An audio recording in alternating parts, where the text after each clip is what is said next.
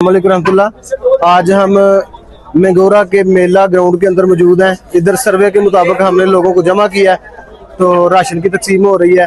और सियालकोट से हमारे माँ जी आए हैं, जिन्होंने आज का मुकम्मल खाना जो अपनी तरफ से पकवाया और इंशाल्लाह अपने हाथों से तकसीम करेंगे।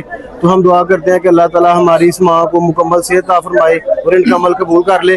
और इसी तरह मैं सियालकोट के लोगों को पैगाम देना चाहता हूँ, कोई भाई भी अपनी तरफ से राशन तकसीम करवाना चाह रहा है, कोई खाना बनवा के तकसीम करवाना चाह रहा है, कोई जरूरत की अशिया देना चाह रहा है, वो हमसे राब्ता कर सकता है।